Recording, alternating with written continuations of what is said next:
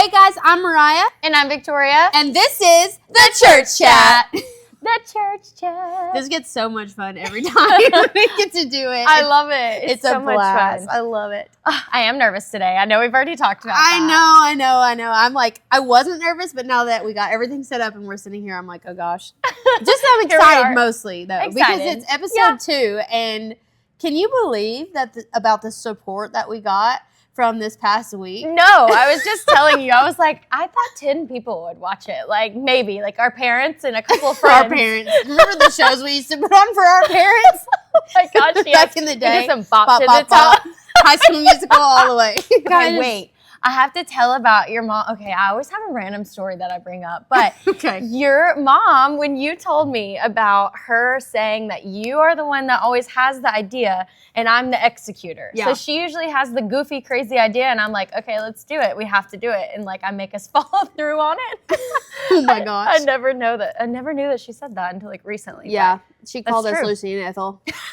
So, and it works perfect, really. It is perfect. That is perfect. But yeah. I've been so excited about week 2. I couldn't wait to meet up with you. Number 1, because you're my bestie. Number 2, because we had so much fun in these conversations. Like, it's so real and so deep, but like so good at the same time. And apparently other people like it too. I know. Which I love. So That's this girl cool. stopped me in Zaxby's. Listen, this girl stopped me in Zaxby's this week, and I hadn't seen this girl in probably like 5 years, maybe. And she was like, girl, I saw your podcast. It was so good. And I was like, oh my God, you watched it? It's like, people watched it? I know. To it? She's like, yeah, I can't wait till episode 2. So it's been crazy. I've had like old interns reach out to me and be like, I'm so excited for this. My manager in Atlanta, she's like, I want to be a guest. Everybody wants to be a guest. I love it. And we will do guests. That would be fun. We will, for sure. That'll be fun. But it's been crazy. I'm like, okay, we started this as like, like Covenant Life digest of just fun, sermons and like just being goofy and fun. But now I think we're like, I think we want it to go far. We want it to go far. So we're glad for the support. Yeah, sure. No, for real. It's been really good. We've had text messages. We've had calls. We've had people stop us in Zaxby's. It's so funny.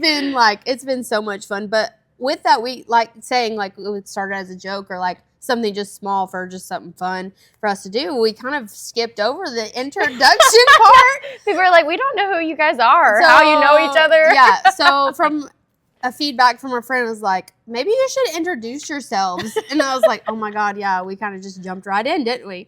So this episode is called The Late Introduction. Yes. And we're going to still talk about relationships and dating in this episode because that is the theme right now at Covenant Life Church with Valentine's Day happening. So, okay, you start. Me start? You start. Okay, I'll start.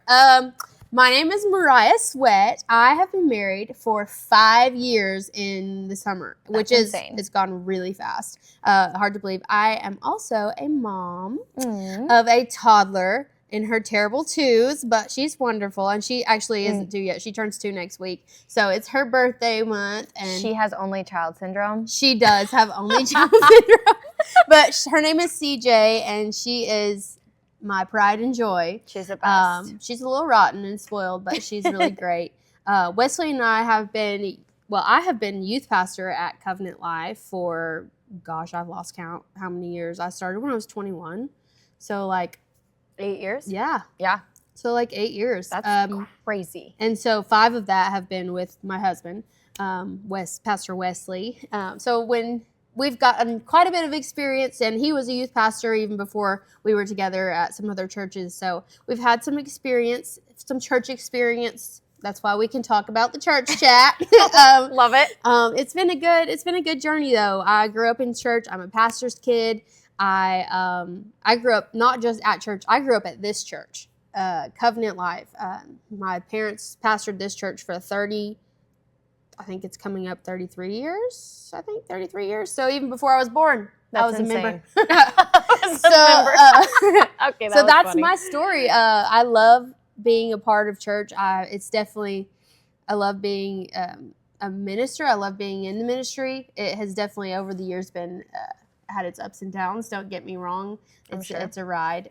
But overall, I love that God has really moved and in my life, and he has allowed me to be a part of other people's lives. For sure. Too. So that's my story. Victoria, you tell yours. Hey, I'm Victoria McCullough. Don't know I did the peace signs. Can we cut that out? It's okay. Some people won't see it. If they're listening online, they won't see it. For sure. Okay. So my journey. So I have been at Covenant Life since I was 2. My dad has been the associate pastor since then. So, but our friends were friends. Our parents were friends before that. Yeah. So literally, we call ourselves womb to tomb besties. First sleepover right here. First sleepover, almost bit my tongue off. Yeah. But yeah, so we've been friends literally our whole lives. Yep. Which is such a blessing. Not everyone can say that. No. So yeah, we both grew up here, grew up in the church, but a little bit about me is I left when I was 18 and went. Sad song. Sad song. I went off to college, went to ETSU, did that for 3.5 years, and then I ended up moving straight to Atlanta after that, practically like a few months after graduation. Worked in the fashion industry. I still do, but very fashionable over here, I have to say. Thank you. But yeah, that's why I moved to Atlanta, is I started working in the fashion industry. I was with my job for like 5 years. Then I tried to do interior design, and that was just not my gig, y'all. I'm not a good interior designer, that's for sure. And then I came back to the fashion industry, and now I work for a brand called Faraday. I actually just got back from New York, so I've been telling Mariah I'm disheveled today. I'm feeling a little wild. But yeah, I love it. I love the fashion industry. It's definitely not all that glamorous as everybody thinks it is, but I'm blessed with my job now. I give all the glory to God for this job. So blessed that I got And you're this. back in Knoxville. Yes, so I was gone for a decade, and now I'm back in Knoxville, back at Covenant Life, and I'm so happy to be here. It's been amazing. I am just so glad you're back too. And I'm single. We already know that, though. Yeah, let's put that in every podcast. Yes, I am single. Single and ready to mingle, especially right now. We're looking for godly men. I just can't even be embarrassed about it anymore. It's fine. Your man's coming. I'm believing. I'm believing with you. Thank you. I love it. So with that being said, we are going to talk about... This is a great segue. This is a great segue. We're going to talk about some dating stories, about our personal dating stories. Some of them, which is why Victoria's nervous today. This is why I'm nervous, because you guys are going to judge me and be like, who has this girl been on dates with? It's so funny. All of my friends are married, and I'm the one out here like feeding the group chat, with the story. She does. Sending the hinge options and all the stuff. I'm like, do you know this guy? Oh my gosh. Too funny. Okay. Anyway, I'm going to make you start with your dating stories. Okay, so I'll start, I guess. So for me, dating was...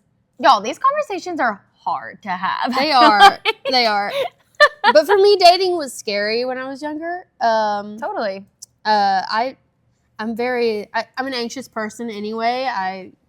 We can have a mental health talk one day, but yeah, we'll be good at that one. Yeah, I'm an anxious person, and dating was scary for me because for some reason I felt like dating somebody was marrying them. I get that. I don't know why. I don't know why. I felt like if I was dating them, like there was so much.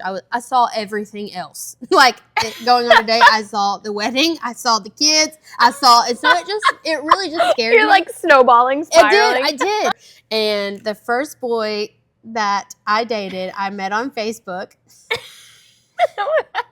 It was kind of a weird story because he thought, my friend sent him a Snapchat and I had pushed my bangs to look like Justin Bieber and was singing Baby and hit him up, and he thought that I was trying to hit him up, and I wanted him to message me, but that wasn't the case at all. And that man is now my husband. So that is a funny story. And he messaged me on Facebook, and we started dating, and I went on a date with him, and we continued to date, and we became like official, I guess you want to say. Like, I don't know how.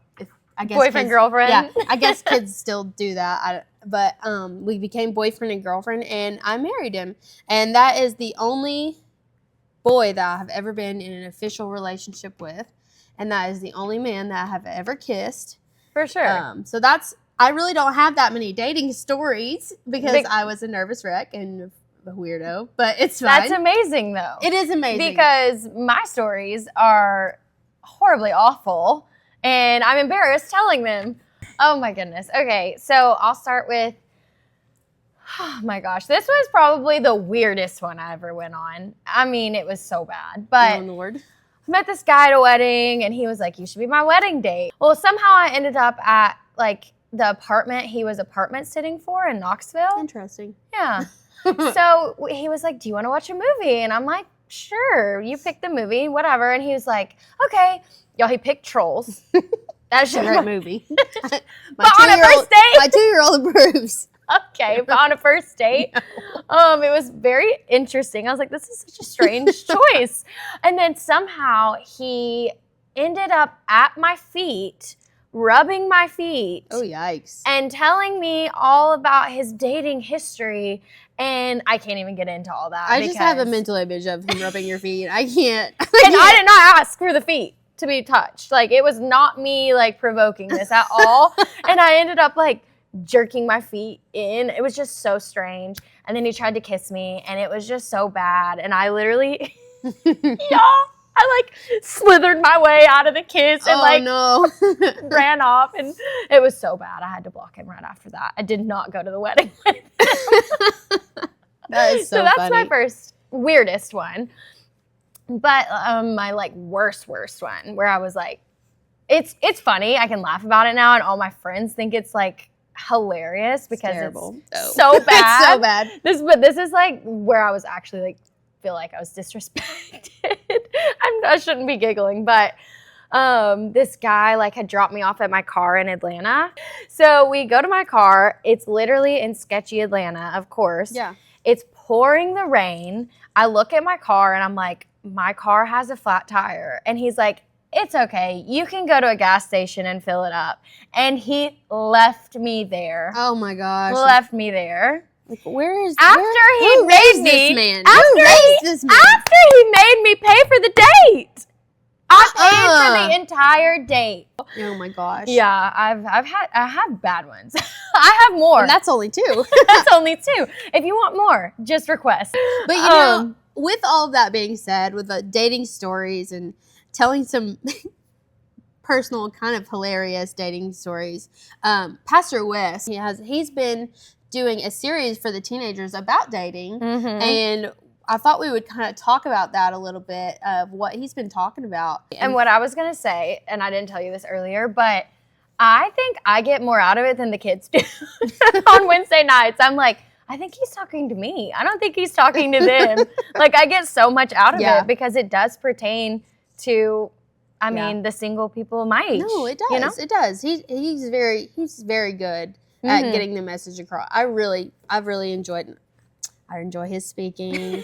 I love him. He's not biased at all. He's cute while he's doing it. All that stuff. Yeah. But he was talking about dating for the teenagers and for the young single people. This past couple weeks, it's the season of love. You know, Valentine's Day and all that. And you know, the things that stood out to me the most that I thought were really important for people, and not just teenagers, but for all people in the dating scene, whatever you want to call it, is he said producing the right fruit. And what he means by that is like being who you want to attract. And he brings in like the relationship with God in that too, because you want your relationship with God to mimic your relationship. Right, it should reflect. Mirror. Yes, it should mirror. reflect. Yeah, or mirror. Like, I need to have a relationship with God and communicate with him and talk to him and have a relationship with him. Right. You know, and that's going to mirror and produce the right fruit for the person that I'm going to attract. When you're focusing on the right things, the right people will be attracted to you, if that makes sense. I love that. Yeah. Can I say something? Yeah, go ahead. Say something. So when I lived in Atlanta, I would always go, I had a girl group, right? And we would always go out. And there was this one girl in particular that always, like, the guys flocked to her, like, always, wherever we were. And they were not great guys more Right. than likely, because it was more in like a scene that I didn't want to meet a guy, you know, but like they wouldn't talk to me, right? And I was like, this is so odd. Like, Why don't they like me? why don't they like me? I'm pretty. I feel like I'm pretty and You like are. can talk to anybody, right? Friendly, pretty. But it's what you give out Yes. is who you're attracting. Oh my gosh, so true. And I want to put out godly, you know, What do people see when they characteristics. see you? Exactly. You know? Exactly. What are people seeing when they look at your social media? Girl.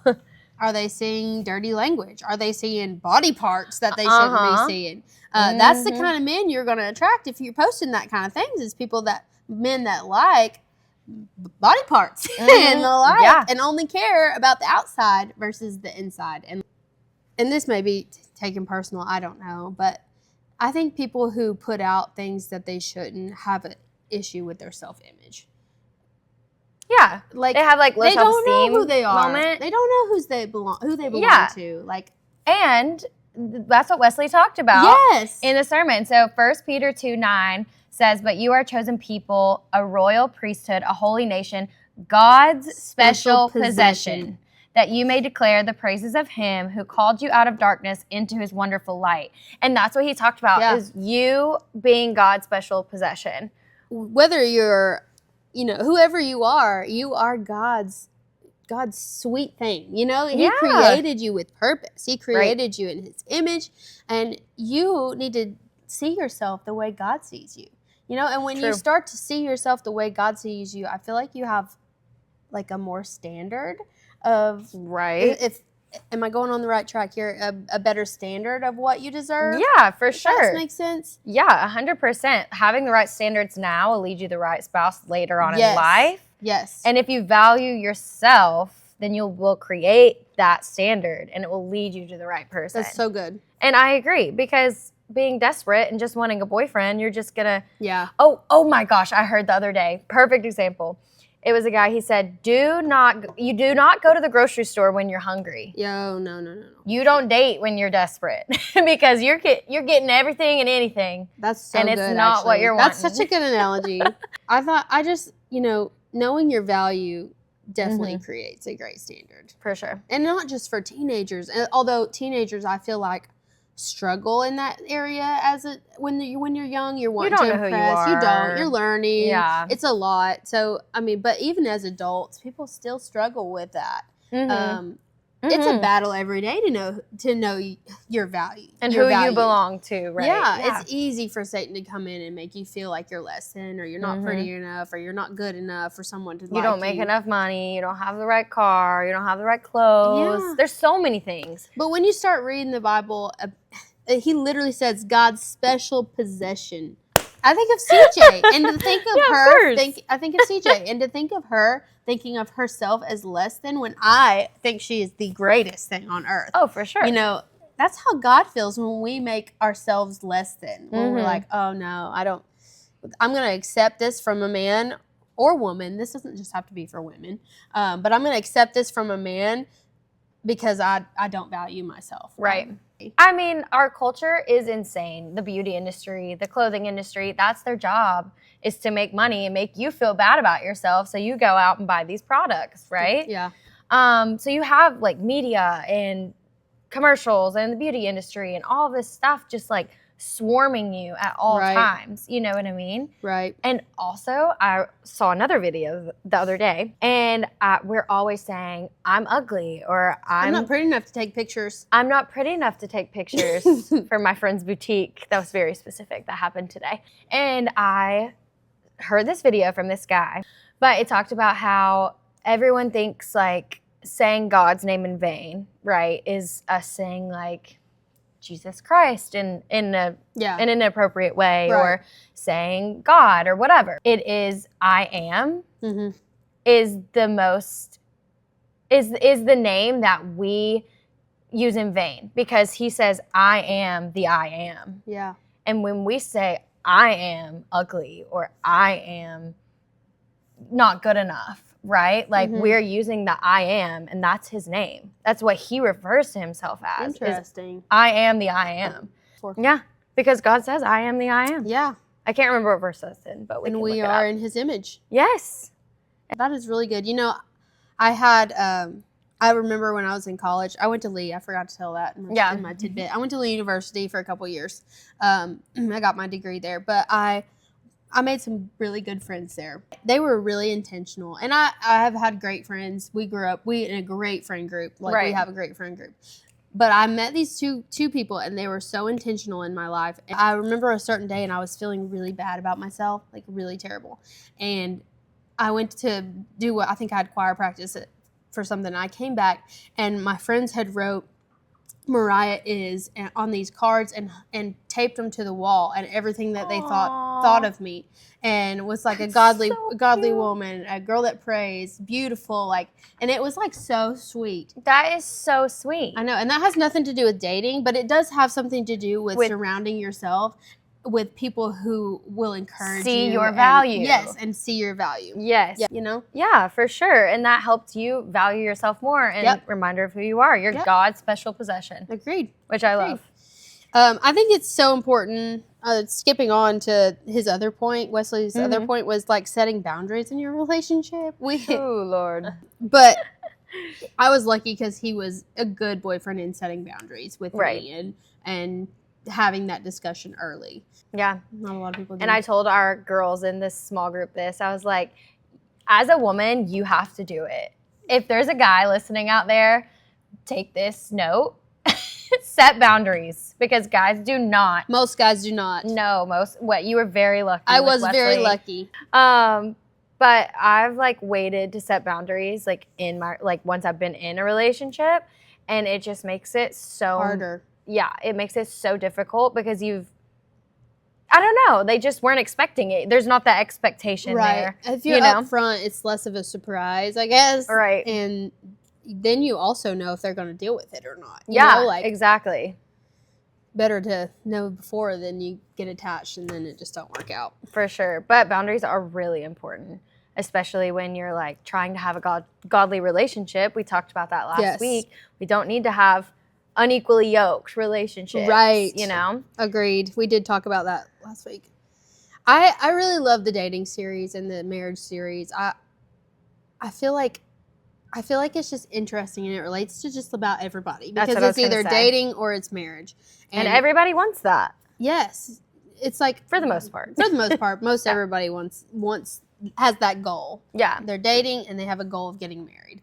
But what did you think about all of this series? Since February is almost over, so we'll probably move on from dating to something else. February. I've loved it. I mean, this is a perfect series for me in my stage of life because I'm ready. So I think it's been great, like preparing me and like kind of making me look at myself. Yeah. Like what can I do differently and how can I focus on myself and my relationship with God more and not focus on getting a boyfriend or you're preparing yourself. Exactly. You're producing the fruit you want to attract. Yo, I'm trying. You are. I'm trying. I will say, I'm very proud of you. Thank you. Very proud of you. Thank you. Not me crying. No. I see a real difference. Not that we've always been best friends, and I've loved you all through everything, but I see a real difference in you. And even my mom was like, man, she's all in this time, ain't she? She's come back and she's all in. I'm like, she's all in. I rededicated my life to Christ. Yeah. Last fall. Because I got off on the wrong path a little bit. So yeah, I'm ready. I'm ready to be all in. My life has done a 180 for the better. It really has. Like literally a 180 for the better. And I'm literally giving all the glory to God because it was a God moment for me. This whole 180, whole shift of my life. I can't deny him at all at this point, Yeah.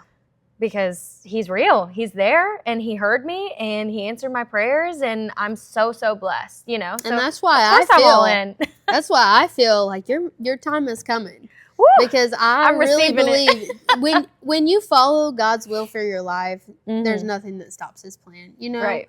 And that's why I don't mean to get all sappy and best friendy on the podcast, but I'm really proud of you and I'm really grateful for you and your growth is incredible and I'm I'm just really excited that you're in this with me. Like Yeah. really in this with me, you know?